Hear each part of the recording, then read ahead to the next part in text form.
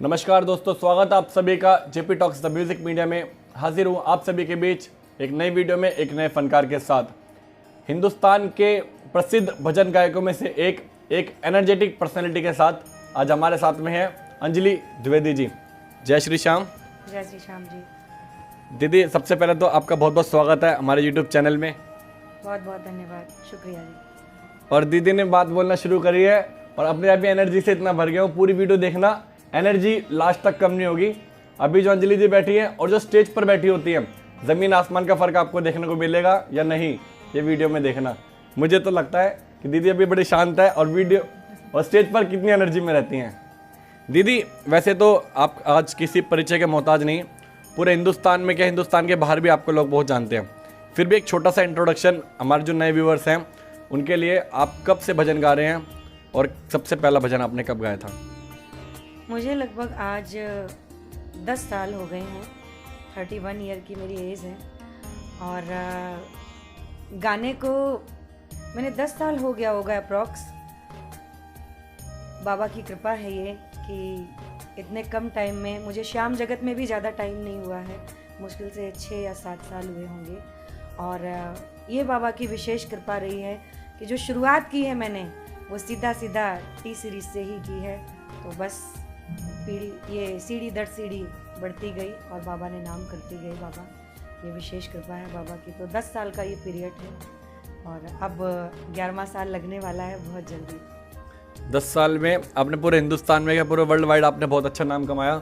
और हिंदुस्तान के बड़े बड़े सिंगर्स भी और जो छोटे छोटे कीर्तन भी करते हैं, सभी लोग आपको अपना आइडल मानते हैं और आपकी वीडियो देख के आपको इमेजिन करके कीर्तन करते हैं।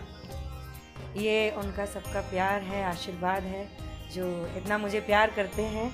और ये बाबा की भी बड़ी कृपा है जो इतने लोगों का मुझ पे प्यार लुटाते हैं। बाबा की मैं लाडली हूँ, ये और कुछ नहीं, वरना मैं इस लायक नहीं हूँ इतना जितना लोग आइडल मानते हैं। उन सभी का बहुत बहुत धन्यवाद जो मुझे अपना आइडल मानते हैं। सभी का बहुत बहुत। वीडियो शुरू हुई है और मैं खुद एनर्जी से भर गया हूँ और बहुत अच्छा मज़ा आने वाला है दीदी के साथ में। पूरी वीडियो के साथ में लास्ट तक बने रहना।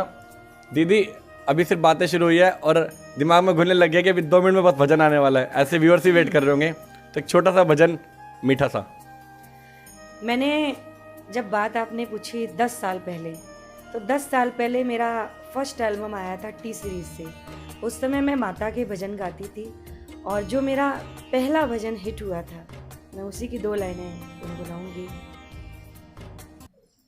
कर्पूर गौरम करुणावतारम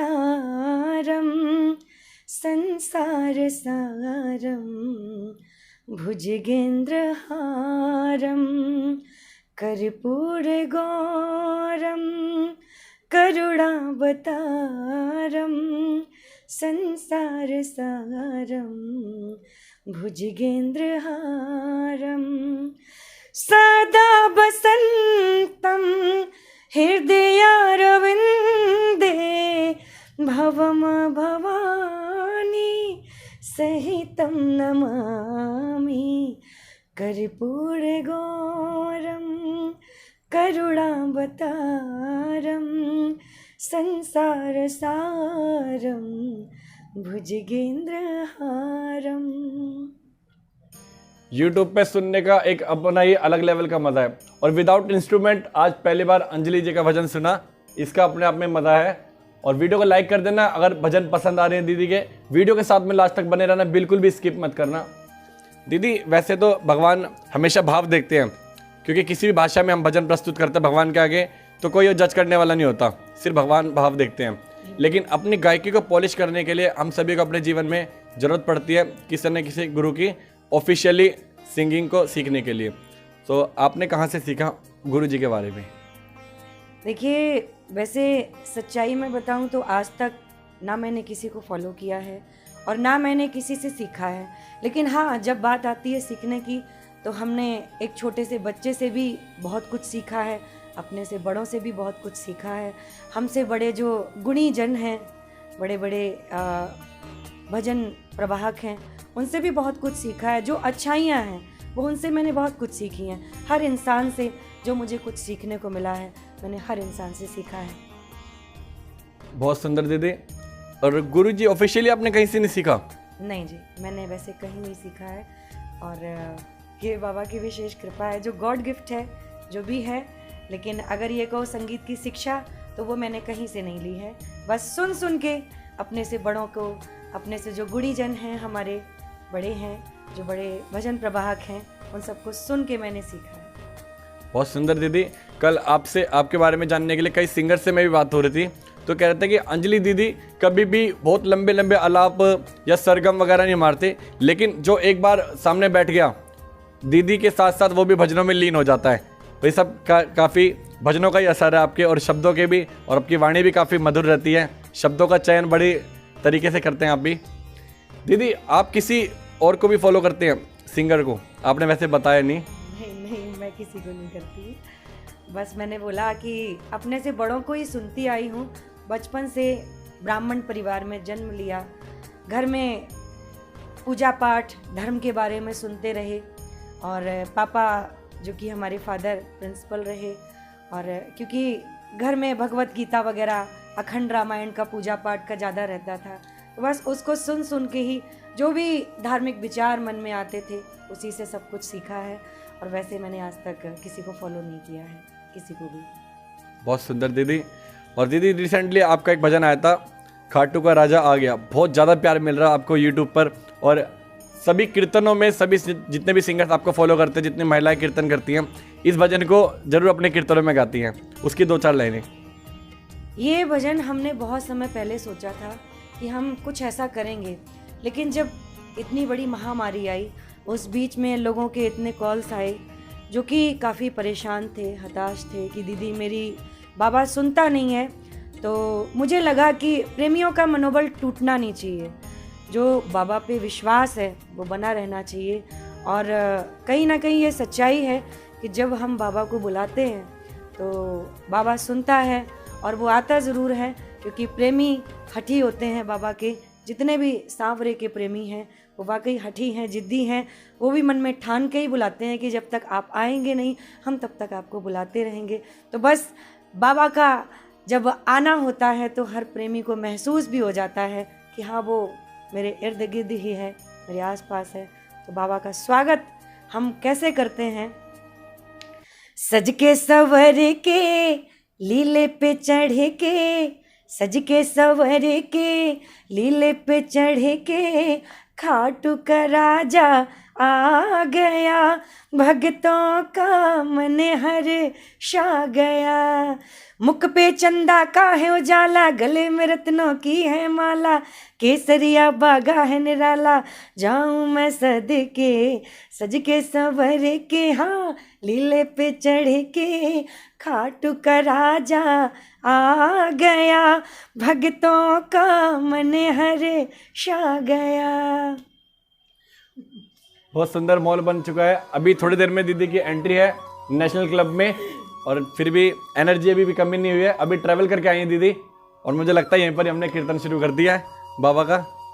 दीदी हम सभी लोग जैसे भजन तो गाते हैं और भजन सुनते भी रहते हैं, पर कुछ ना कुछ ऐसे भजन गायक होते हैं जिनके बॉलीवुड में हो गए या पंजाबी सिंगर्स हो गए कि जिनका गाना सुनने का मन करता, साथ साथ गुनगुनाते भी रहते हैं। तो आप ऐसे कोई सिंगर है जिनका गाना अपने फ्री टाइम में आप गुनगुनाते हो भजनों के अलावा? मैं फ्री टाइम में लता जी के सॉन्ग सुनती हूँ, क्योंकि जो नए सॉन्ग आ रहे हैं बॉलीवुड से, वो कब आते हैं कब चले जाते हैं पता ही नहीं लगता। कुछ टाइम तो उनका एक लिमिटेड टाइम होता है, कुछ टाइम तो बहुत अच्छे लगते हैं, लेकिन आप पुराने सॉन्ग्स जितने सुनेंगे, आप जब भी सुनेंगे, आपको वो हमेशा नए ही नज़र आएंगे और दिल को छूने वाले वो होते हैं। तो पुराने सॉन्ग सुनना मैं बहुत पसंद करती हूँ। कोई लता जी का? बहुत से सॉन्ग हैं लता जी के भी। मैं उनका एक सॉन्ग बहुत सुनती हूँ, 16 बरस की, जो कि मुझे बहुत अच्छा लगता है, लेकिन अभी मैं उसको नहीं सुना पाऊँगी क्योंकि रोज़ कीर्तन चल रहे हैं, तो थोड़ा सा प्रॉब्लम अभी है। कोई दिक्कत नहीं, इस भजन को हम फिर कभी जब दीदी से दोबारा मुलाकात होगी आप सभी को जरूर सुनाएंगे। दीदी शीतल पांडे जी ने भी बताया था इस बारे में कि कुछ यूट्यूब के माध्यम से आजकल ऐसा हो रहा है, रातों रात वायरल होते हैं, रातों रात गायब भी हो जाते हैं। तो शीतल पांडे भैया ने भी बताया था कि हम आज हैंड टू हैंड वायरल हुए स्टार नहीं है। आपने नहीं बताया, काफ़ी टाइम लंबा स्ट्रगल किया आपने, 10 साल तक और आज अंजलि जी आपके नहीं, सामने हैं। देखिए मैं सच बताऊं, मैंने स्ट्रगल बिल्कुल नहीं किया। आजकल मैं भजन प्रभाकों को देखती हूँ, वो जो मेहनत कर रहे हैं, बहुत स्ट्रगल कर रहे हैं, उसको देखते हुए अभी तक वो जिस जगह उनको पहुंचना चाहिए वो नहीं है उस जगह। लेकिन ये बाबा की विशेष कृपा है, ऊपर वाले की, आप सबका इतना प्यार है कि मैंने इतना स्ट्रगल नहीं किया शुरू से ही। जिस दिन मैंने पहला मंच किया था उसी दिन, क्योंकि हमारी फैमिली में एक कीर्तन था, और क्योंकि बचपन से ही मुझे बहुत शौक़ रहा है गाने का, लेकिन कभी प्रोफेशनली मैंने कभी नहीं गाया। तो वो शौक़ मुझे नहीं पता था कि इस स्तर तक मुझे ले आएगा। वो शौक़ में बस 10 साल पहले मन हुआ, तो उस मंच पे मैंने फैमिली कीर्तन में मैंने एक गाना गाया उस समय, और वो गाना गाया था उस समय, वो एक हिट गाना था लखवीर सिंह लखा जी का, माँ मुरादे पूरी कर दे हलवा बांटूंगी। तो मैंने वो भजन गाया था, और ये एक कोइंसिडेंस था, एक इत्तेफाक था कि जब मैंने ये गाना गाया तो उस समय मेरे जस्ट सामने टी सीरीज़ की डायरेक्टर वेद चानाना जी बैठे हुए थे। तो वो मेरे इस भजन से बहुत प्रभावित हुए। उन्होंने ऑन द स्पॉट मुझे वहीं पे ऑफ़र रख दिया 5 ईयर का।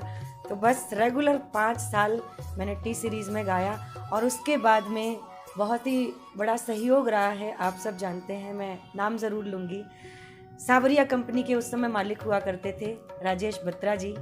तो उन तक मेरे भजनों के लिए बात पहुंची कि हाँ कोई है, इस लेवल से सिंगर है, इस नाम की अंजलि द्विवेदी नाम की एक भजन गायिका है। तो मैं उनको नहीं जानती थी उस समय तक, सच्चाई बताऊं मैं नहीं जानती थी। लेकिन भाई साहब का अपनी तरफ से मेरे पास मैसेज आया, फ़ोन आया कि आप जब भी दिल्ली आए तो मुझसे कांटेक्ट करें, मुझे कुछ काम था। तो मैं गई, और उन्होंने मुझे बहुत फोर्स किया, आज के 5-6 साल हुए होंगे, बहुत फोर्स किया कि आप आइएगा खाटू और वहाँ पे सांवरे के दर्शन कीजिएगा, बाबा आपको और भी ऊंचाइयाँ देगा। तो उन्होंने बहुत फोर्स किया। मैं वहाँ जाना नहीं चाहती थी, क्योंकि मैं खाटू किसी को जानती नहीं थी कि कहाँ रुकेंगे, क्या होगा। तो उन्होंने बहुत सहयोग किया उस चीज़ के लिए, और खाटू पहुँच गए। तो बस फिर तो बाबा की विशेष कृपा हुई, और कृपा कितनी बरसती चली गई ये आप सबके सामने है। दीदी कभी कभी कहते हैं किससे किसी चमत्कार से कम नहीं होते, और पूनम दीदी का एक भजन भी बड़ा ट्रेंडिंग में चल रहा है, लाखों में किसी एक को चुनते हैं, अंदर की आवाज़ को सुनते हैं। शायद आपके अंदर से कहीं ना कहीं आवाज़ थी, तो टी सीरीज वालों ने आपको सुना, और आपको ये एक मन के भाव ही होते हैं, मन के उद्गार होते हैं जो आपको प्रभु से मिलाते हैं।